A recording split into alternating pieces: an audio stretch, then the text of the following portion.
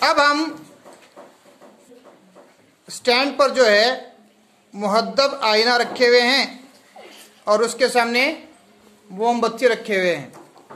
आप मोमबत्ती की छवि को आईने में देख सकते हैं कि बिल्कुल सीधी नज़र आ रही है, लेकिन साइज में जो है छोटी नज़र आ रही है। तो पता चला कि मुहद्दब आईने में बनने वाली छवि जो है वो सीधी और साइज में छोटी होती है।